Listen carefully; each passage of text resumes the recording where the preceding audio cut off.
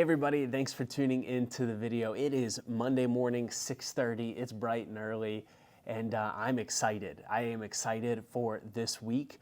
I believe that this week's can be pivotal and game-changing for me and my family. Not only is Ohio State hopefully going to win the championship tonight, that really doesn't matter in the grand scheme of things, but this week I am changing jobs, I am changing roles. So when you watch this YouTube video, I will have already handed in my 2 weeks notice. I will have resigned from my post, and I will be on my way into a new phase, a new chapter of my life. I graduated college and took my first professional job when I was 21 years old. I've been with that company for 10 and a half years, and I'm now 32, ready to make a change. I've been blessed with the first chapter of my career, and I'm super stoked and excited for what God has in store. This is a change I'm not taking lightly. This is a risk for sure, a short-term risk with, I believe, a long-term payoff, but something I've been seeking the Lord about and praying about for really about a year and a half to 2 years, and I think the time is right. But walk with me through the week. I'm going to share some of the experiences, some of the things going through my mind, and some of the things that hopefully will encourage you and inspire you to take the risk and to do the hard things in your life. I'm a firm believer that the life you want is on the other side of the hard things that you don't want to do. It's on the other side of the hard conversations that you don't want to have, the hard work you don't want to do, the messy items in your life that you just want to turn a blind eye to. We all have those things. I have those things as well, but I believe that when we face those messy situations, when we have those hard conversations, that is the gateway to the life we want. But unfortunately, lots of us, myself included, we get comfortable, we get distracted, and we don't want to do those hard things in life. And therefore, we just kind of spin our wheels. Life's not bad, but it's not great. It's not all that God intended it for it to be. So let's take some risk. Let's do those hard things in life. One thing that I have certainly had on my mind a lot recently, and hopefully we'll unpack a little bit through the video, is this idea that there are three types, kind of three faiths that we see early in the scriptures. I've been in prayer and fasting the beginning of this year, and I've been reading a lot of the Old Testament. I'm prepping for a podcast series where I walk through the Old Testament for the remainder of 2025. So I am deep into the Old Testament, and something that God kind of reminded me and revealed this week is all of us can relate to one of these three things, that God asks us to have the faith to go. He asks us to have the faith to fight, and he asks us to have the faith to finish. So he kind of reminded me of this when we look at the Israelites. We look at Abraham, and he asked Abraham, go, leave this area that you're currently at and go. And where are you going to? I'm not going to tell you, but I want you to leave where you're at now. Maybe you're too comfortable. Maybe this isn't the land for you. I have something better over here for you, but I need you to go. And he doesn't promise us the end destination. He doesn't promise us what it looks like, but he asks us to have the faith to get up and to move from where we're at, move from where we're comfortable. And so for some of you, God's speaking to you and say, hey, I want you to get up and I want you to go. I'm not going to promise you what the business is going to look like or the relationship, the marriage, or any of these things, but I do have more in store for you. I can promise you that. I have more. I'm not going to tell you what the end result looks like, but promise me. So some of us, we just need to have the faith to go. That's the first thing. The second thing is the faith to fight. We see all throughout the Old Testament, the Israelites, God promises them the promised land. He shows them, this is where I'm taking you. But he doesn't just hand it to them. They have to battle. They have to fight to go win the land, right? All of us are going to have tests in life. We're going to have hard times and rough patches. And that doesn't mean God's not with us or for us. And he doesn't have good things for us. That's not what that means at all. But God does want to build our character. He does want to build our faith and mature us along the journey. And therefore, we are going to have to battle for those promises and for those things in the future. So we have to have the faith and the endurance to fight for those good things. And the third thing that he's kind of reminded us is we have to have the faith to finish. And as we progress through the Old Testament, if you'll stick around with me, is the Israelites, they get to the promised land. God's been getting them there for hundreds of years, and they get there, but they compromise. They don't finish strong. They don't take God at His word, and they get to the promised land, but they don't follow through and obey everything God has for them, and therefore they kind of reap what they've sown. There's some hard consequences, and things kind of get dicey and rough during patches. And some of us need to finish well. God has brought you into the success you've been working for and praying for a long time. He got you into a relationship that's healthy and fruitful and all these things, but we have to finish well.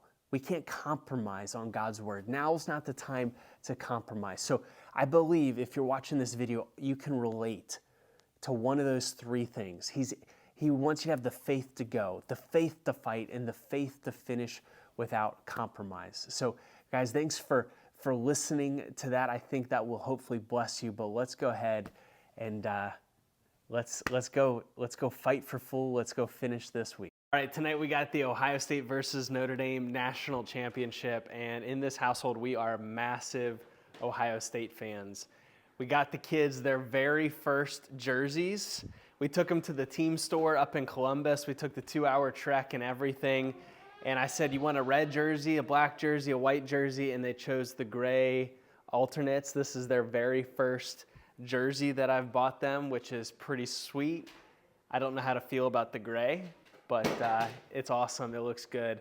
But we're all geared up. We all got the new Ohio State gear. Today is the day. It is Thursday morning, right around 8 o'clock, and I just drove into the parking lot for the last time, and on the drive in today was just filled with lots of gratitude for the past 10 and a half years and the opportunities that I've been afforded and the growth I've seen in my career, but I'm very excited for what God has next. He's clearly opening a door for me, and excited what that means for me, but also for my family. And so just excited. It's kind of surreal. And one of the coolest parts is the peace that I've had over the past 3 to 6 months, and the peace I went to bed with last night and I woke up with this morning.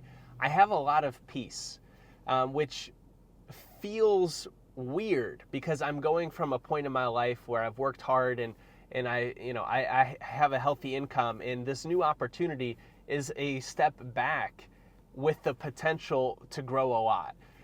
So with 3 kids, a wife, a house, a dog, right? Like there's a lot of bills. There's the potential for a lot of concern, anxiety, worry to seep in.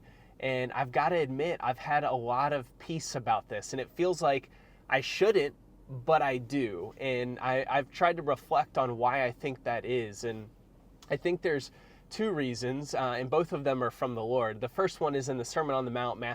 In the book of Matthew, he's recording Jesus' Sermon on the Mount, and Jesus is talking to the people, and he says, you know what, I've taken care of the birds in the sky and the flowers in the field, and you mean so much more to me than those things, and I will take care of you. So I know that if I'm walking with the Lord, if I'm trying to follow his will for my life, he will meet my needs. He will provide for me. That it doesn't promise I'll have a life of luxury. I mean, maybe I will, maybe I won't, but I know confidently he will provide for my needs and my family. So that's one thing. And the second thing is I've walked with the Lord for, I would say, 13 or 14 years now. And over that period of time, I've had my share of hard times. And those moments, while they're not fun, they build you for moments like this, right? So I can look back on my life and in those hard moments and say, God, you provided for me then. You were faithful. You were there in those moments. I know confidently you're going to be with me in this moment, in this season of life. Whether it's a fun season, whether it's a hard season, I know you're going to be there with me and you're working for me even when I can't see it. And the Bible in the Old Testament, it always says remember. Remember, remember, remember. God is always calling us to remember. He wants us to remember his faithfulness in the past, what he's done in the past, because if he did it in the past, he can do it and will do it in the present and in the future. But as humans, sometimes we have short-term memory. We forget about his faithfulness. And so, guys, I would implore you to remember.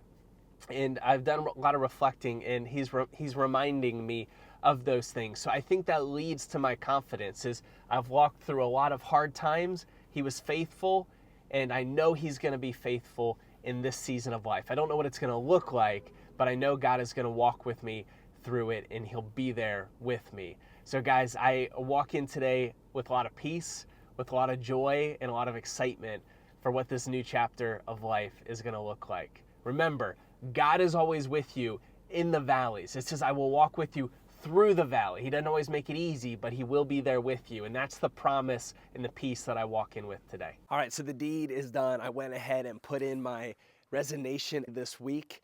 It went well. The conversation went great. It went smooth.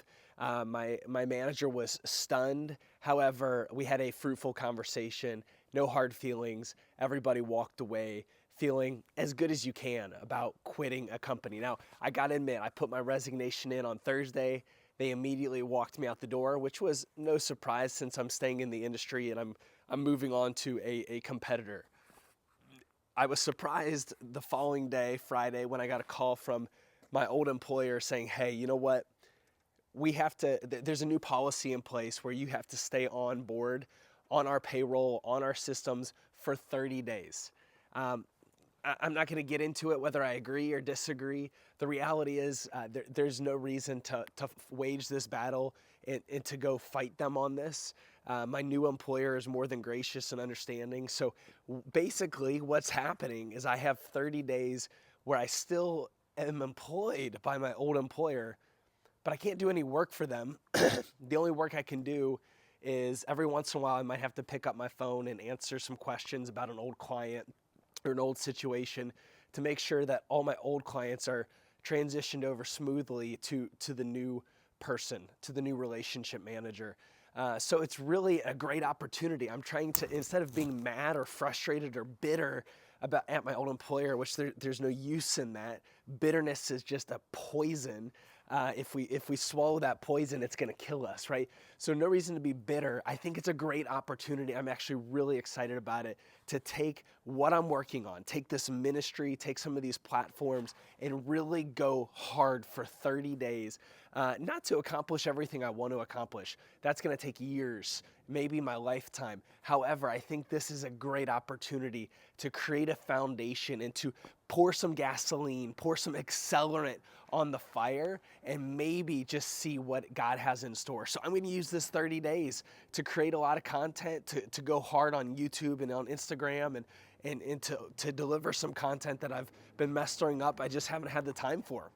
So 30 days. I got 30 days where I can't do much for my old employer. I can't start with my new employer. So let's double down. Here we go.